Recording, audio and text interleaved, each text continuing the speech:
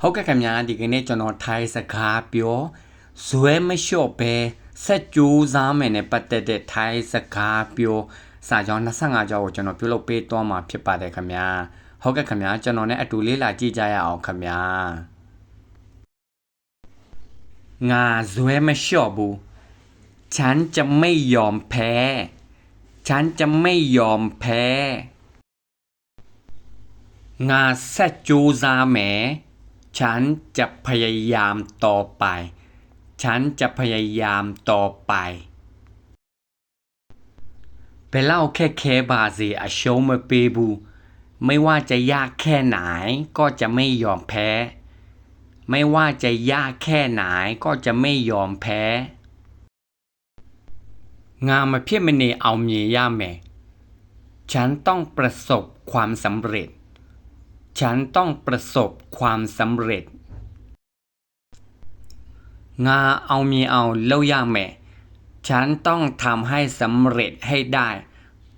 ฉันต้องทำให้สำเร็จให้ได้มาเพียเดบูดาเปแม่สโลแม่ยังไม่สำเร็จแต่จะทำต่อไปยังไม่สำเร็จแต่จะทำต่อไปงาชงมาเปบูฉันไม่ยอมแพ้งาชงมาเปบูฉันไม่ยอมแพ้ฉันไม่ยอมแพ้ทิดคามายาเย็นเนาตะขาปอถ้าครั้งนี้ไม่ได้ก็เอาใหม่ครั้งหน้าครับถ้าครั้งนี้ไม่ได้ก็เอาใหม่ครั้งหน้าครับ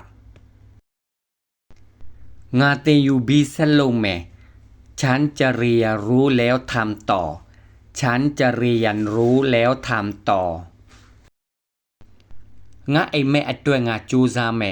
ฉันจะพยายามเพื่อความฝันของฉันฉันจะพยายามเพื่อความฝันของฉันงาอโลกูอากาวโซโลแม่ฉันจะทำงานให้ดีที่สุดฉันจะทำงานให้ดีที่สุดแค่ชีเลเซตัวแม่ถึงจะมีอุปสรรคก็จะไปต่อถึงจะมีอุปสรรคก็จะไปต่องาไซดามาจาบูฉันจะไม่ท้อฉันจะไม่ท้องากูงาโยจีเดฉันเชื่อมั่นในตัวเองฉันเชื่อมั่นในตัวเองงาตะเนเอามีแม่สักวันฉันจะสำเร็จสักวันฉันจะสำเร็จงามนาบูเซโลแม่ฉันจะไม่หยุดจะทำต่อฉันจะไม่หยุดจะทำต่องาอาเนจะด้วยปีแม่ฉันจะแก้ไขข้อผิดพลาดของตัวเองฉันจะแก้ไขข้อผิดพลาดของตัวเองมันแน่เพียงถ้าจูซาแม่พรุ่งนี้จะพยายามใหม่พรุ่งนี้จะพยายามใหม่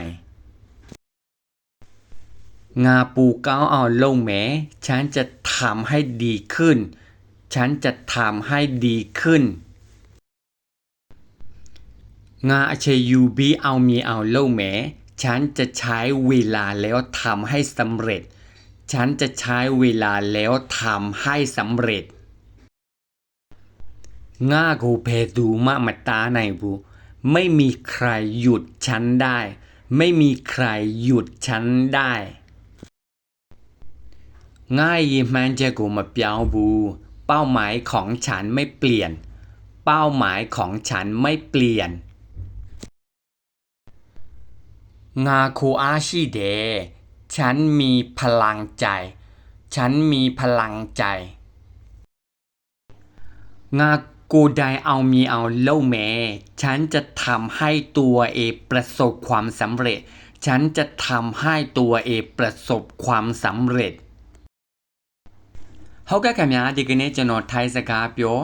ဇွဲမလျှော့ပဲဆက်ကြိုးစားမယ်နဲ့ပတ်သက်တဲ့ထိုင်းစကားပြောစာကြောင်း25ကြောင်းကိုကျွန်တော်ဒီလောက်နဲ့အဆုံးသတ်မှာဖြစ်ပါတယ်ခင်ဗျာယဉ်ကျေးစီရန်စာကြောင်းအဆုံးမှာအမျိုးသားဆိုရင်ครับအမျိုးသမီးဆိုရင်ค่ะထက်ပြောပါခင်ဗျာ ဟုတ်ကဲ့ခင်ဗျာကျေးဇူးသူများထိုင်းစကားပြောလေးလာရေးမှာအစီပေးပါစေခင်ဗျာ